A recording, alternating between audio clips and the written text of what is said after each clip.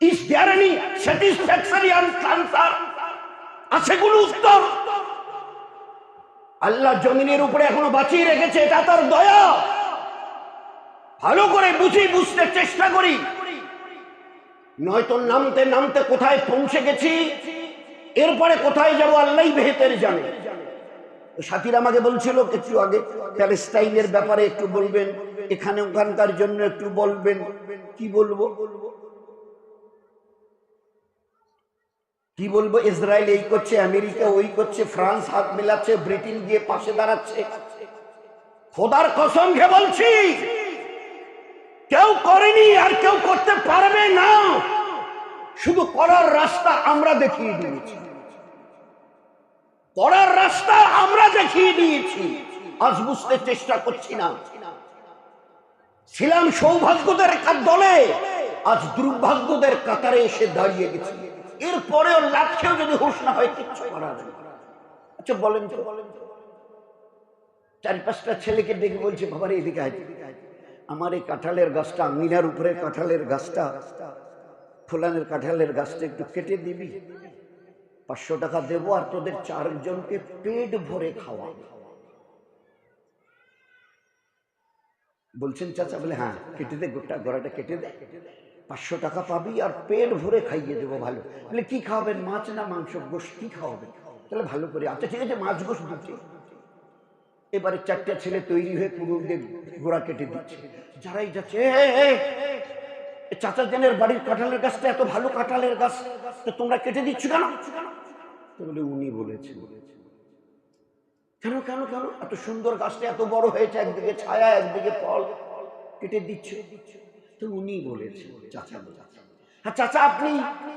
বলে রেখে কি করি, রেখে কি করি? যে আশায় রেখেছিলাম, গোবর সার এটা ওটা দিয়ে আস্তে আস্তে বাচ্চার মতো প্রতিপালিত করে বড় করেছিলাম, এ ফল দেবে আর আমি আর আমার সমস্ত আত্মীয় স্বজনরা এসে খাবে। কিন্তু না, 2, 4, 10, 20 বছর ধরে অপেক্ষা করছি, কিচ্ছু নেই। There is nothing. তো যখন সে ফলেই দিচ্ছে না, তো রেখে কি করি? এরা কাঠেনি, এদেরকে ডেকে এনে লাগিয়ে দিয়েছি। খোদায়ে পাকের কসমকে বলছি, আজ উম্মতের সঙ্গে যা হচ্ছে, আমরা সবচাইতে বড় দুনিয়ার মধ্যে অপরাধী আছি। কে বলছে? আমি তওবা তওবা। আল্লাহ বলছে, জাহারাল ফাসাদু ফিল বাররি ওয়াল বাহর বিমা কাসাবাত আইদিন নাস। পানি এবং শুকনোতে যা কিছু অঘটন বিশৃঙ্খলা দেখছো, তোমাদের বদামলের জন্য হচ্ছে। আল্লাহ বলছে, আল্লাহ বলছে, আল্লাহ বলছে। এ কোন হাফেজ কারি মাওলানা মুফতি মুহাদ্দিস মুহাক্কিক তাদের কথা? আল্লাহ বলছে। এরকম হওয়ার কথা ছিল না, হিম্মত ছিল না। দুনিয়ার চিউটি থেকে জিবরাইল এই মুসলমানের সামনে এসে দাঁড়ায়, হিম্মত ছিল না। কসম দিয়ে বলছি, পারলে লিখে রাখবেন। আমার খুব জোর গলায় মাইক পেয়ে বলছি, কথা নয়। পিছনের 1400 বছরের পিছনের ইতিহাস খুলে দেখুন। এ দরিয়া শুনে নে, তোর বুকের উপর দিয়ে ঘোড়া চালিয়ে যাব, খবরদার 1 ফোঁটা পানি যেন ঘোড়ার পায়ে না লাগে। 63 কিলোমিটার চওড়া দাজলা নদী। দাজলা নদীটার নাম দাজলা, আমাদের তিস্তা, তোরসা, ধল্লা, নেন্দা। 63 কিলোমিটার পানির উপর দিয়ে। জঙ্গলের আফ্রিকার জানোয়ারেরা আল্লাহর পেয়ারা দিনকে বুকে করে নিয়ে আসছে। কতদিন থাকতে হবে জানি না। এই আওয়াজের পরে 2 দিন সময় দেয়া হলো, পুরো জঙ্গল খালি করে দেবে। হাদিসে পাকের পাতায় কি লেখা হয়েছে? মেলার দিন যেভাবে লোক দলে দলে যায়, পুরো আফ্রিকার জঙ্গলের হিংস্র জানোয়ারেরা জঙ্গল থেকে বেরিয়ে যাচ্ছে। যারা বাচ্চা প্রসব করেছিল, যে জানোয়ার, বাচ্চাকে মুখ দিয়ে কামড়ে ধরে চলে যাচ্ছে। কোন দিন? যেদিন এই মুসলমান তোমরা আমার কথা মেনে চলতে, ওই দিন গোটা দুনিয়াকে তোমাদের কথা মানতে আমি আল্লাহ বাধ্য করেছি। যেদিন থেকে আমার কথা ছেড়ে দিয়েছো মানা, সেই দিন থেকে অবস্থা কোথায় দাঁড়িয়েছে বলবো? বলবো? আল্লাহ বলছে বলবো। আমার বান্দা বান্দি বলবো? হ্যাঁ বলুন, বলুন। আল্লাহ বলি। তো বলে যেদিন থেকে আমার কথা মানা ছেড়েছো না, সেই দিন থেকে তুমি আব্বা, তোমার বেটা তোমার কথা মানা ছেড়ে দিয়েছে। তুমি স্বামী, ওই দিন থেকে তোমার বিবি তোমার কথা মানা ছেড়ে দিয়েছে। তুমি শাশুড়ি, ওই দিন থেকে তোমার বৌমা তোমার কথা মানা ছেড়ে দিয়েছে। তুমি আগে অবাধ্য হয়েছ, তুমি আগে নিজে নাফরমান হয়েছ, অবাধ্য, তারপরে আমি আল্লাহ বাকিদেরকে তোমার অবাধ্য করে দিয়েছি। আমরা বলি এটা কি হলো এখন ভাইসা, বিয়ে কি হলো? ছেলেটাকে একটা কথা বললে শোনে না, জামাইকে একটা কথা বলি, মেয়েকে একটা কথা বলি, শোনে না। আরে হাত্তানি বিবিকে যদি একটা বলি, বিবি ওরকম ভাবে প্রোটেস্ট করে। স্বামীকে যদি একটা কিছু কথা বলি, ঘরে ফিরিয়ে চলে যায়। বলি কেন এমন হচ্ছে গো? আল্লাহ জবাব দেয়, কেন এমন হচ্ছে বুঝতে পারছো না? যেদিন থেকে আমার কথা শোনা ছেড়ে দিয়েছো, সেই দিন থেকে আমি আল্লাহ তোমাদের একে অপরের কথা শোনাকে আমি খতম করে দিয়েছি, মানাকে খতম করে দিয়েছি। তোমরা অপরাধী হয়েছে। নয়তো এই উম্মতকে আল্লাহ কি দেয়নি আমাকে জিজ্ঞাসা করুন, কি দেয়নি আল্লাহ? উমর রাদিয়াল্লাহু তাআলা বলছে, এ ভাই এদিকে, এই লোকগুলো কি বলছে শোনো না। হ্যাঁ ভাই কি হয়েছে? বলে দেখুন আগুনের পাহাড়, মদিনার এই যে বড় পাহাড়টা না, একদম আগুন দাউ দাউ করে জ্বলছে আর গলে মদিনার দিকে চলে আসছে। যদি আর 2-1 ঘন্টা অপেক্ষা করা যায়, পুরো মদিনা জ্বলে ছাই হয়ে যায়।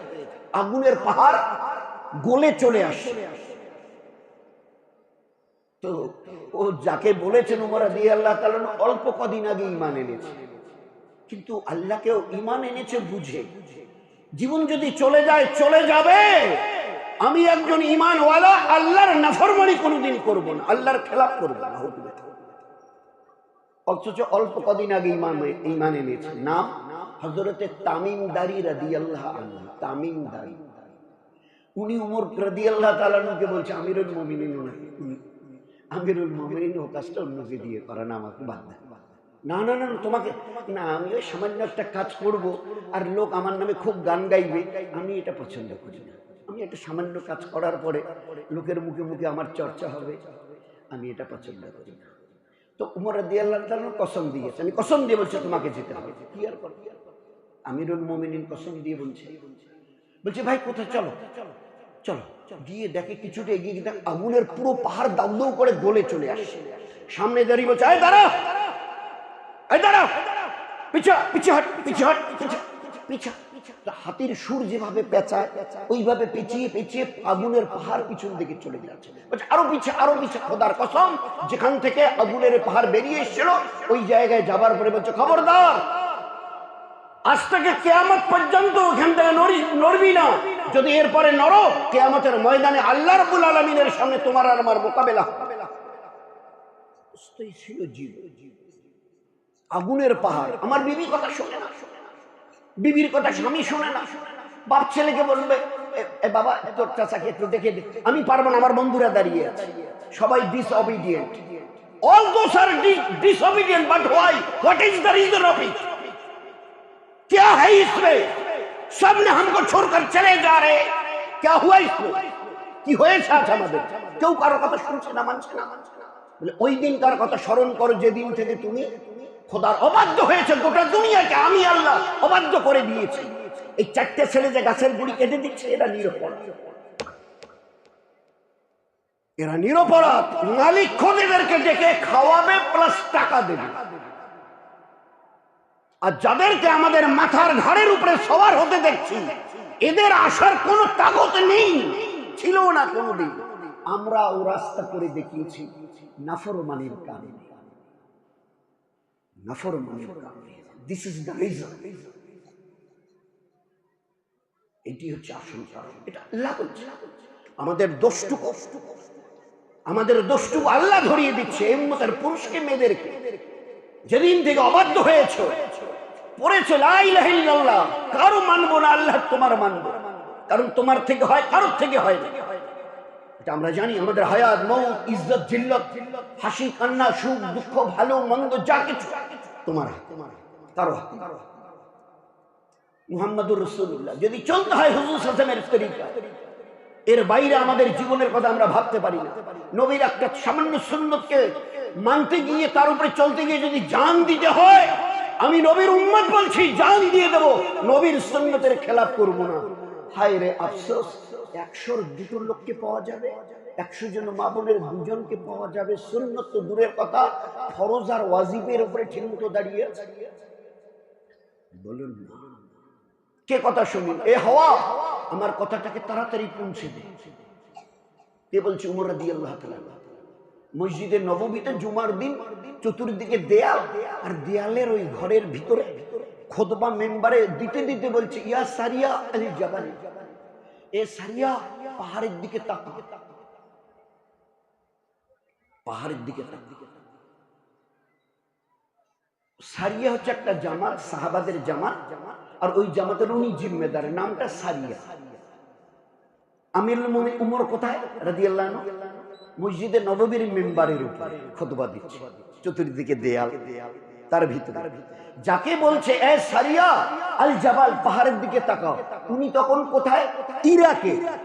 মদিনা একটা রাজ্য, ইরাক আর একটা রাজ্য, আর ওই আর একটা রাজ্যে সারিয়া জামাত নিয়ে যাচ্ছে পাহাড়ের ধার দিয়ে।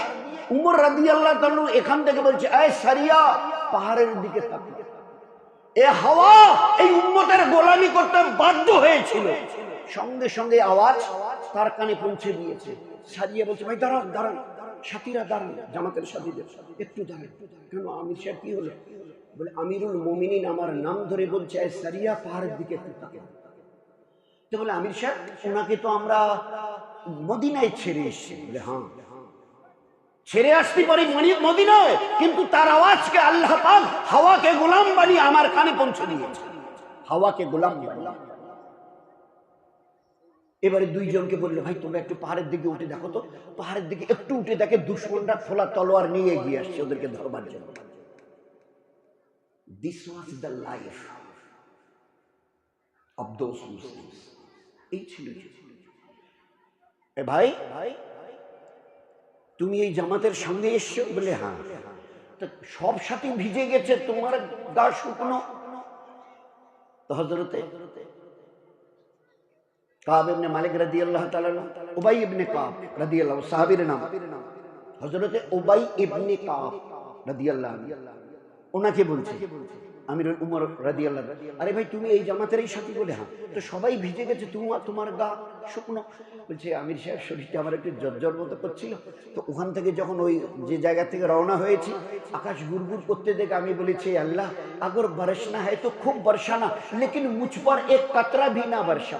এই আল্লাহ বৃষ্টি যদি দিতে হয় খুব দিও, কিন্তু তোমার জাতের কসমকে বলছি আমার গায়ে এক ফোঁটা যেন পড়ে। গোটা রাস্তা মুষলধারে বৃষ্টি হয়েছে, আমার সব সাথী ভিজে গেছে, আমি আমিরুল মুমিনিন আল্লাহর কসমকে বলছি আমার গায়ে এক ফোঁটা পানি পড়েনি। এই ছিল মুসলমানের জীবন, যাদেরকে আল্লাহ গোটা দুনিয়ার তাজ বানিয়ে রেখেছিল। আজ তারা গোলামি করারও জায়গা পায় না। গোলাম হিসাবে রাখবেন? শুধু একটা ত্রুটি, যেদিন থেকে খোদার হুকুমকে মানা ছেড়েছি, গোটা দুনিয়া আমাদের সঙ্গ ছেড়ে দিয়েছে। নয়তো যাকে যা বলা হয়েছিল, এ আল্লাহ আমার যে আসর করা হয়নি, বেলা যে ডুবে গেছে, কি করি? তো আল্লাহ বলছে, আলী একটু দাঁড়াও। এ সূর্য দোবারা, খোদার কসম খেয়ে বলছি এই দুনিয়ার 18 লক্ষ গুণ বড় সূর্য, একটা 3.5 হাতের মুসলমানের নামাজের জন্য এই সূর্যকে, ডুবে যাওয়া সূর্যকে আবার আল্লাহ বার করে দেখিয়ে দিয়েছে, বের করে দেখিয়ে দিয়েছে। আলী রাদিয়াল্লাহু তাআলা দেখে, হ্যাঁ সূর্য ঠিক আছে। আল্লাহু আকবার। আসরের নামাজ পুরো করে সালাম ফিরিয়েছে, আল্লাহ সূর্যকে বলছে ডুবে যা, ডুবে গেছে। কে সাথ দেয়নি? কে সাথ দেয়নি? হে আল্লাহ, 313 খালি হাত, আর দুশমনরা যারা সামনে দাঁড়িয়ে আছে 1000-এর উপরে, আর পুরো অস্ত্রে ওদের হাত ভরা আছে। 313 যদি দুনিয়া থেকে বিদায় নেয়, কিয়ামত পর্যন্ত তোমার নাম লেনেওয়ালা কেউ থাকবে না। একটা গাছের নিচে বদরে, ওই বদরে আমরা যখন আল্লাহ নিয়ে গেছিল, তো ওদের আরব ওয়ালাদের ওইখানকার আরবের ওই এলাকার লোকদের আমরা জিজ্ঞাসা করেছিলাম কোন জায়গায়, তো বললো ওই যে নিচে একটা পাহাড়ের মানে শুকনো খাল দেখা পাচ্ছেন, এটা ছিল ঝর্ণা, আর ওর ওই উপরে যে গাছটা দেখতে পাচ্ছেন ওই গাছের নিচে হুজুর সাল্লাল্লাহু আলাইহি ওয়াসাল্লাম সারা রাত কেঁদেছিলেন, হে আল্লাহ 313, আজ যদি এরা দুনিয়া থেকে চলে যায়, এদের হাতে কিচ্ছু নেই। আর যারা দুশমন 1000-এর উপরে, আর পুরো হাত অস্ত্রে ভরা। হুজুর সাল্লাল্লাহু আলাইহি সাল্লামকে ফেরেশতা এসে, জিবরাইল এসে বলছে, আল্লাহ রাসূল আপনি চোখের পানি মুছুন আর সামনে তাকিয়ে দেখুন। সামনের দিকে তাকিয়ে আমাদের দেখিয়েছে ওই বদরওয়ালারা আর আরবওয়ালারা দেখিয়ে দিয়েছে, হযরত শেখ ये है वो पहाड़ जिसमें 5000 फरिश्तों को अल्लाह ने नुज़ुल फरमाया। বলছে এই যে পাহাড়টা দেখছেন, হুজুর সাল্লাল্লাহু আলাইহি ওয়াসাল্লাম তাকিয়ে দেখে 5000 ফেরেশতা যুদ্ধের পোশাক পরে নেমে আসছে। 5000 ফেরেশতা, কোরআন বলছে 5000 ফেরেশতা যুদ্ধের পোশাক পরে নেমে আসছে। এই 313-কে সাহায্য করবার জন্য অল্প সময়ের মধ্যে 313 জিতে গেল। এক সাহাবী নবীজিকে গিয়ে বলছে, আল্লাহ রাসূল আমি একটা ছোট্ট ভাঙা ডাল পে হাত এইভাবে তুলেছি, দেখি ওর মাথাটা পড়ে গেল। আল্লাহর নবী বলছেন যে তোমার ওই ডালটা তোলার আগে ফেরেশতার তলোয়ার তার মাথায় পড়ে, কাঁধে পড়ে গেছে, গর্দানে পড়ে গেছে।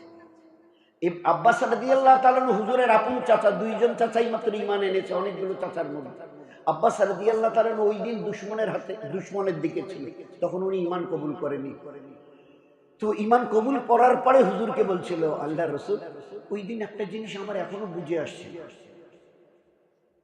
একটা ছোট্ট সাহাবী এসে আমার সামনে দাঁড়িয়ে আমার হাত দুটোকে, তা আমি জানি ওকে যদি একটা ধাক্কা দিত 10 হাত দূরে চলে যাবে, অথচ সে এমন ভাবে আমার হাত ধরেছে আর আরেকজন এসে বাঁচছে। আমি বুঝতে পারলাম না, এই দুজনকে যদি আমি আঘাত দিয়ে ধরি তো দুইটাকে পাসার মেরে শেষ করে দিতে পারবে। ব্যাপারটা বুঝিনি। হুজুর সাহেব বলছেন যে আমার চাচা যে তোমার প্রথম হাত ধরে রেখেছিল সে ফেরেশতা ছিল, হি ওয়াজ মালায়েকা, সে ফেরেশতা ছিল। তো কোন জায়গায় আল্লাহ এদের মদদ দেয়নি বলুন? কোন জায়গায়? আল্লাহ রাসূল আমি আপনার সঙ্গে থেকে না সুখে দুঃখে সব সময় দিনের উপরে চলতে চাই আর দিনে মেহনত করতে চাই। আমরাও শুনি, মা বোনেরা শুনুক, যদি একটু দিয়ে দিয়ে কথাটা বুঝি না, আল্লাহ করুক যদি একটু খালি জীবনটাকে, লাইফ স্টাইলটাকে যদি একটু চেঞ্জ করি। মনমানি চলছে, মনমানি, জি চাহি, নিজের ইচ্ছা মতো চলার যে স্টাইলটা, এটাকে ছেড়ে দিয়ে একটু যদি রব চাহি চলে, মন চাহিকে ছেড়ে দাও আর রব চাহিতে চলার জন্য ঠিক করে নাও। আজ থেকে নিজের ইচ্ছা মতো, যেটাকে নফসানিয়াত বলা হয়, মন যা চাইছে, আমরা বলি না গো অ্যাজ ইউ লাইক, মন চাইছে আজকে ওইখানে যাও, ওইখানে যাও। আমি ওর সবের নাম বলছি, জুয়োর আড্ডায় হোক আর মদের আড্ডায় হোক আর যেখানে হোক, গর্হিত জায়গাগুলো, মুসলমান যদি পারি কখনো মসজিদেও যাবো, ওই দিকেও যাবো। তো এই যে নফসানিয়াত, মন চাই চলা, এই জীবনটাকে খতম করো আর রব চাহির উপরে জীবনটাকে নিয়ে আসো। ফের দেখো তোমার জীবন আল্লাহ দেখিয়ে দেবে তোমার জীবনের মূল্য কত, ইজ্জত কাকে বলে। আল্লাহ নিজে ওয়াদা করছেন কোরআনে, মান কানা ইউরিদুল ইজ্জা ফালিল্লাহ ইজ্জাতু জামিয়া। ও ঈমানওয়ালা ওয়ালি, ইজ্জত পেতে চাও আমার দ্বীনের উপরে, হুকুমের উপরে চলো, আমি ওয়াদা করছি তোমাদের জীবনকে ইজ্জত দিয়ে ভরিয়ে দেব। আল্লাহ কেমন ইজ্জত দেবেন একটু শুনিয়ে দেন। বলে বেলালের নাম শুনেছো? বেলাল রাদিয়াল্লাহু আনহু, হাবশার গোলাম, কালো কুচকুচে চেহারা, ঠোঁট ইয়া মোটা, চুলগুলো একদম কোপড়ানো, একবার তাকালে দ্বিতীয়বার তাকাবেন না। বাজারে আমরা যেমন জানোয়ার বেচা কেনা করি, গরু ছাগল, কয়েকবার বাজারে বেচা কেনা হয়েছে। হাবশার লোক আস্তে আস্তে মদিনায় এসে নবীর হাতে হাত দিয়ে নবীজির কাছে এসে ঈমান কবুল করেছে। সুখে দুঃখে সর্ব অবস্থায় সাথ ছাড়েনি, সঙ্গ ছাড়েনি। কখনো খানা জুটেছে, কখনো জুটেনি, কিন্তু সঙ্গ ছাড়েনি। চলতে চলতে আল্লাহ পাক এমন জীবন দিয়েছে যে হুজুর আকরাম সাল্লাল্লাহু আলাইহি সাল্লাম সাথীদের রায় নিচ্ছেন। এই মক্কা মুকাররমার এই মসজিদে আজান কে দেবে, মদিনার এই মসজিদের মুয়াজ্জিন কে হবে, আমার খাজানা কে সামলাবে, শেষ পর্যন্ত পুরো জিম্মেদারি বা মাশওয়ারা ওই বেলাল রাদিয়াল্লাহু তাআলার উপরে দেয়া হয়েছে। হুজুর মেরাজে গেলেন, মেরাজে ওই যে রাতে লম্বা সফর, এই চাঁদে যাওয়া নয়, এই চাঁদের থেকে আরো লক্ষ কোটি কিলোমিটার বা তারও বেশি দূরে, সাত আসমানে, তো প্রথম আসমানের আরো নিচে। এই চাঁদ প্রথম আসমানের আরো নিচে, আমার নবী সাত আসমানের অনেক উপরে। আরো যেখানে আল্লাহ পাক কাছে ডেকে নিয়ে ওই নামাজ। এবারে মিরাজ থেকে ফিরে এলেন মদিনায়। এই বেলাল এদিকে শোন না। হ্যাঁ, আল্লাহ রাসূল বলেন, তুই কি কি আমাল করিস আমাকে বল না, কি কি আমাল করো? বলছে, আল্লাহ রাসূল আমাকে লজ্জিত করবেন না, আপনি যে আমলের কথা বলেন নেক আমলগুলো, সেই আমলগুলোই করি। বল না বল না। কেন আল্লাহ রাসূল এরকম বলছেন? এ বেলাল শুনবি, আমি যখন জান্নাতে জিবরাইলকে সাথে নিয়ে ঘুরছিলাম, আমি তোমার পায়ের শব্দ জান্নাতে পেয়েছি। বেলাল বেঁচে আছে তখনও মদিনায়, আর নবীকে শোনানো হচ্ছে, আপনি যে পায়ের শব্দ শুনছেন না, এটা বেলালের পায়ের শব্দ। ইজ্জত কাকে বলে আল্লাহ দেখিয়ে দিয়েছে। বাজারে কয়েকবার বেচা কেনা হয়েছে, মার খেতে খেতে জান যাবার উপক্রম হয়েছে, আল্লাহর ইবাদত ছাড়েনি। আমরা আজকের বিরিয়ানি, পোলাও, পাকা বাড়ি, ডানলবের গদি, ফ্যান, উপরে নিচে কারো কারো এসি, আগে হেঁটে, তারপরে দুপায়া সাইকেল, তারপরে দুপায়া বাইক, তারপরে 4 হুইলার। তবু আল্লাহর নাম নেয়া, আল্লাহর ইবাদত ভালো লাগছে। জীবন যাওয়ার কি হারে মেরেছিল সবাই জানে। আল্লাহর নবী জমিনে দাঁড়িয়ে সাহাবাদের সামনে এমন ভাবে বলেছেন, 1400 বছর পরে এই আওয়াজ আমাদের কানে পড়েছে, নবীজির ওই আওয়াজ। এ আমার উম্মত শুনে নাও, এ হাবশার গোলাম বেলাল, কেউ একে 5 পয়সা দাম দেয় না দিনে, কারণ এ তো গোলাম, বাজারে বেচা কেনা হয়েছে জানোয়ারের মতো। শুনে নাও, আমি যখন জান্নাতে যাব না, জান্নাতে যখন দাখিল হব, আমার উটের লাগাম এই বেলালের হাতে থাকবে। আর জান্নাতে যাবার পরে বলবো, বেলাল লাগাম ছেড়ে দাও আর আজান দাও। তো এক ব্যক্তি হবে যিনি ওই জান্নাতে ঢোকার পরে আজান দেবেন, তিনি হচ্ছেন বেলাল। ইজ্জত কাকে বলে দেখে নেবে। আল্লাহ বলছে কোরআনে, মান কানা ইউরিদুল ইজ্জত, ইজ্জত চাও, দিনের উপরে চলো, ফের দেখো ইজ্জত কাকে বলে। লম্বা সময় ধরে মদিনায় থাকার পরে ফের আল্লাহ পাক মক্কাকে জয় জয় করে দিলেন, মক্কা নবীজির হাতে তুলে দিলেন। হুজুর সাল্লাল্লাহু আলাইহি ওয়াসাল্লাম সাহাবাদের নিয়ে এবারে মক্কাকে জয় করে এবারে মক্কায় দাখিল হচ্ছে। যখন হেরেম শরীফের কাছে এলেন, আল্লাহর নবী বলছে, বেলাল নিচে থেকে নয়, এই যে কাবা ঘরটা দেখছো না, এর উপরে উঠো, আর এর উপরে উঠে তুমি আজান দাও। তুমি এক ব্যক্তি যে এর উপরে উঠে আজান দেবে, দ্বিতীয় এর উপরে আর কেউ উঠতে পারবে না। সেই দিন, যেদিন আল্লাহ পাক মক্কাকে ফতেহ করে দিয়েছিল, হুজুর সাল্লাল্লাহু আলাইহি ওয়াসাল্লাম হেরেমের কাছে এসে ওই বেলালকে হারাম শরীফের উপরে যারা হাজিরা গেছেন, ওমরা ওয়ালারা গেছেন, 29 ফুট উঁচু, তখন হাইটটা কম ছিল, একদম কম ছিল, তো ওর উপরে নয়তো তারপরের থেকে নিয়ে নিচে আজান দেয়। ইজ্জত কাকে বলে?